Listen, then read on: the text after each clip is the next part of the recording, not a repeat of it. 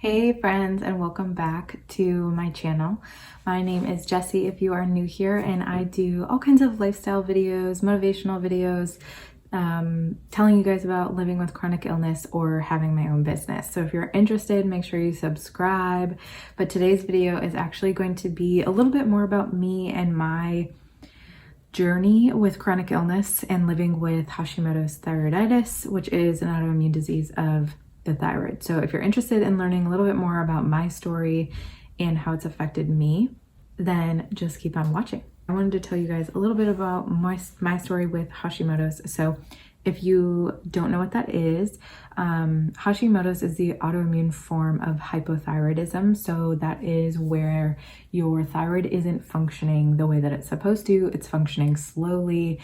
And because your thyroid basically affects everything in your body, your sex hormones, your metabolism, all that kind of stuff, it can really fuck some stuff up, if you know what I mean. So I have been dealing with Hashimoto's for a long time, but it was misdiagnosed at first. And I think I've been dealing with the symptoms for probably close to 13 to 15 years. So I'm 32 if you're new here, and I started having symptoms in college, and symptoms for me were extreme weight gain, even though I wasn't eating very well because I was in college, but I wasn't eating too much. I was working out a lot. I was taking care of my body, but I really dealt with a lot of stomach issues, weight gain, and depression. So I went to the doctor and they basically diagnosed me with depression, put me on an antidepressant.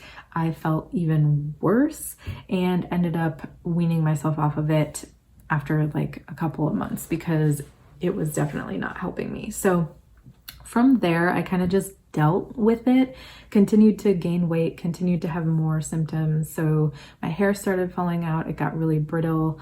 My skin started getting really dry and just gross. But the worst thing was the weight gain and the stomach issues. So fast forward a couple more years, I believe it was 2010, 2011, I had just gotten out of college and I went to the doctor, and this doctor actually did a thyroid test. So she only tested for hypothyroidism, which I'll put down below if you're interested in what types of things you should ask for when you get a thyroid test. But obviously at the time I had no idea what to ask for. So I just had a basic thyroid test, which is what most regular doctors will give you. It just tests your TSH and your T4, I believe. So a lot of times people have Hashimoto's and they don't even know it because it doesn't show up in those levels. But for me, it did show up. So I was diagnosed with hypothyroidism. So nothing about an autoimmune disease, nothing about anything like that. I was given levothyroxine, which is a medication to help with your thyroid, and basically sent on my way and told that this is basically what life is. Maybe try to eat low fat. So from there, what I did was kind of just dealt with everything. I put myself in very strict diets. I worked out a lot. I worked a lot. All the things now I know that I probably shouldn't have done, but at the time it was helping. I was feeling better. I was feeling more myself, and I was losing some of the weight, albeit not in the most healthy way, but I was losing weight. So continued to do that for a few years. I met my now husband, Benjamin, and he was very into, and still is into, the fitness and health area, which I was very into fitness as well. So with that, I just kind of started following holistic practitioners and nutritionists and stuff on Instagram, just because they were in the same type of area that I was interested in. But that didn't really matter, to be honest. I ended up still having a lot of symptoms. Anytime a big stressful thing would happen, like moving, I would get really sick and I would have to get my thyroid medication leveled out, and I still never felt great. I still was really struggled. If I would eat even 50 calories more than, what I could, I would gain weight, I would bloat. I had extreme bloating, extreme stomach issues. I again dealt with really dry and brittle hair and weird mood swings, and I just never felt good. I used to tell people I feel like I live at 75 to 80%. And I just thought that that's the way that it was. So I went to my doctor, routine checkup, and she checked my thyroid levels again, but she actually pulled my antibody levels. The only reason she did that is because I told her that basically I've been living with hypothyroidism for years and years, and I have been taking medication and my thyroid levels looked normal, but I never felt normal. So she thankfully tested my antibodies when I had no idea what the heck and bob that was, and found out that I had some, which at the time, again, I had no idea what that meant. She sent me on my merry way to an endocrinologist who told me that I have Hashimoto's. So again, Hashimoto's is the autoimmune form of hypothyroidism. So it's basically exactly the same as hypothyroidism, except it is autoimmune. So my immune system attacks my thyroid. My body attacks itself. It thinks it's helping, but it has categorized my thyroid and my thyroid cells as a intruder, as bad. So my thyroid attacks, or my body attacks my thyroid trying to protect me, but really what it's doing is fucking some shit up, you know? So with that, with one of the things with Hashimoto's, well, let me back up. So with this endocrinologist, he basically just told me, like, this is your life now. Welcome to life with Hashimoto's. You're just lucky that you don't have something worse, and just take your pill and go along with your life. And that's just basically what it's going to be. If you ever want to get pregnant, you should call me, because, you know, there can be tons of issues with Hashimoto's pregnancies, but otherwise you're fine. And then sent me on my way. And I remember sitting in the Uber on my way home, because I lived in Chicago, so I didn't drive anywhere. And I was so mad. I was so mad that not only was my experience like shut down, I was totally not listened to. He basically just wrote me off and told me, like, it's not a big deal, who cares? And I was like, I just refuse to believe that I'm meant to live this like half life. I refuse.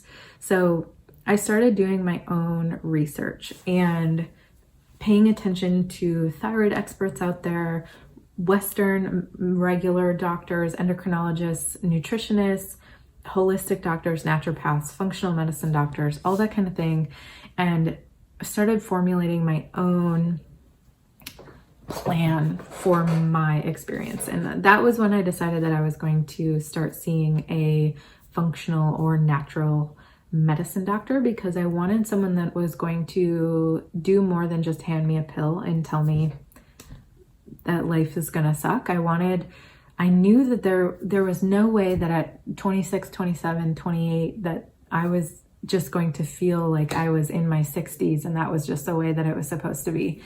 So again, yeah, I started doing my own research. I cut out dairy and gluten, almost entirely, gluten entirely, but dairy kind of goes in and out. I stopped drinking as much, which I didn't drink that much anyway, but I didn't drink as much. I started paying more attention to the food I was eating. And so then I started seeing naturopath, a functional medicine nutritionist, and started doing things like supplementation. I did a couple of SIBO protocols, which is like a gut issue. So basically what my doctors figured out was that I had like leaky gut. I had some my gut wasn't handling things well, which is why I had so many stomach aches and I was bloated all the time.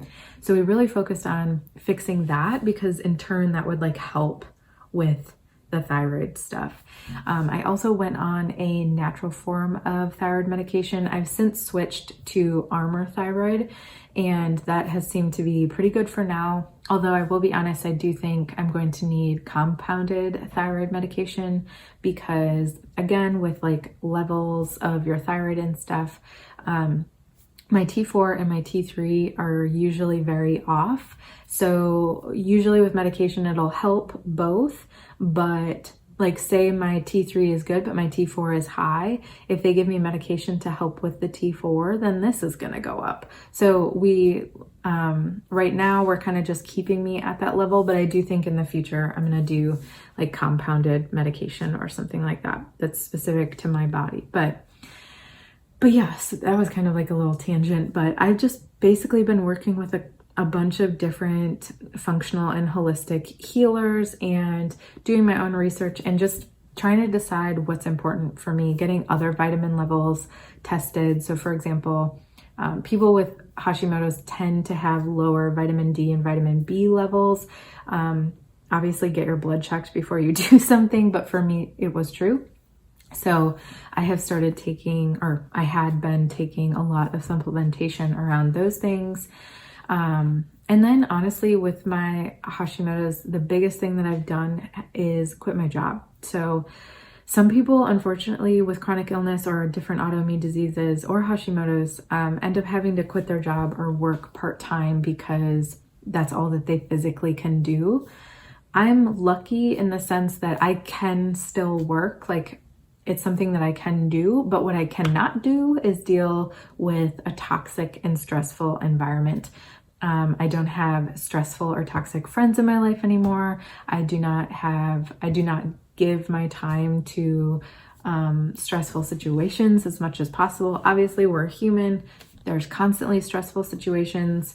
The time that we're in right now is very stressful, but one thing that I could control was my job, and I wasn't treated well there. And I've done a whole video about that. So if you're interested, I can link that. I'll link it in the cards as well. But basically, quitting that job was kind of a big push toward making sure that my stress levels were down and that I was able to control the times of day that I could work, and I could work with my energy levels, and I could work for people that cared about me, not only as an employee, but as a human.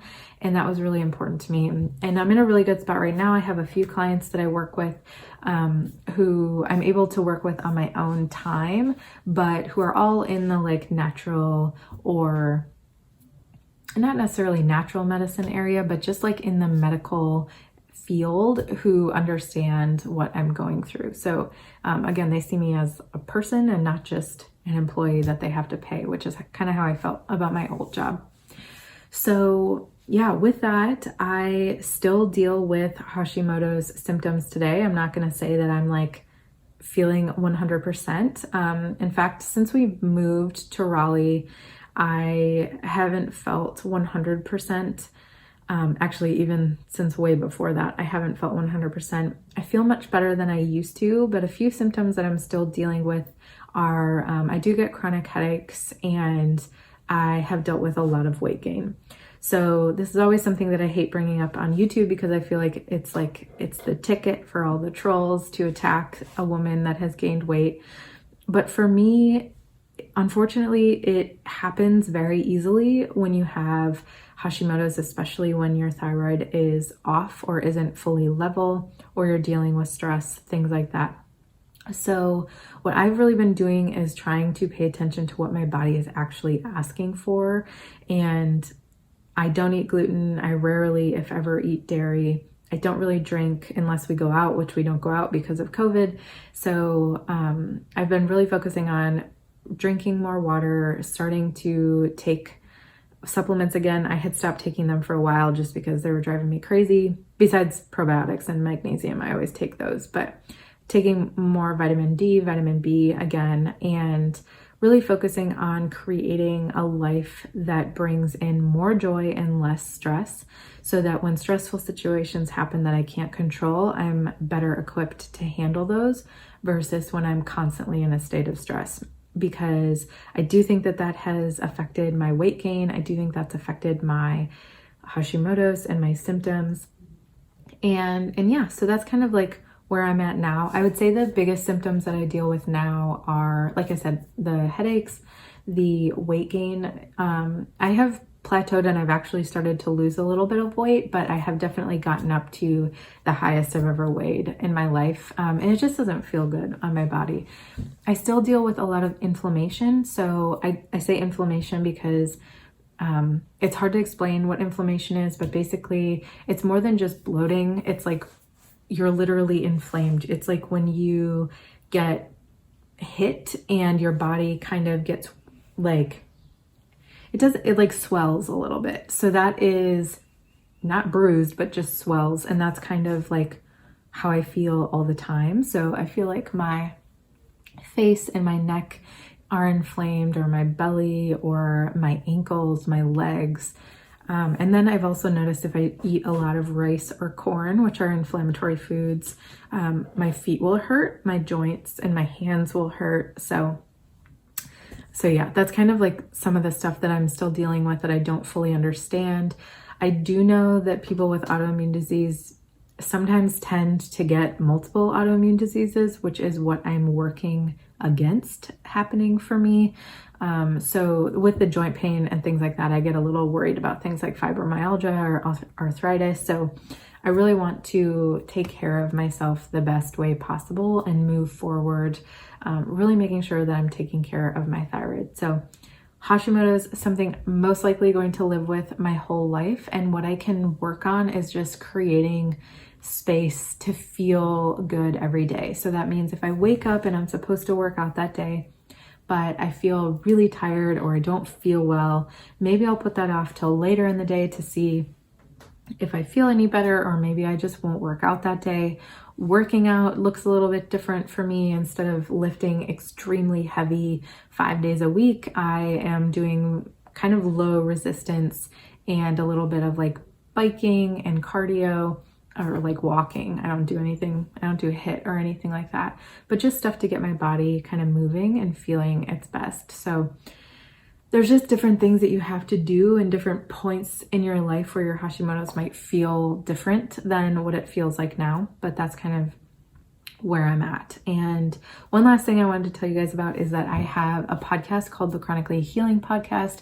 I've had it now for 2 years, and I have almost 100 episodes of different doctors, natural medicine doctors, functional medicine doctors, nutritionists, and then just other people living with chronic illness, with MS, with POTS, with Lyme disease, with Hashimoto's, with all kinds of different chronic illnesses, anxiety, fibromyalgia, all that kind of stuff, PCOS.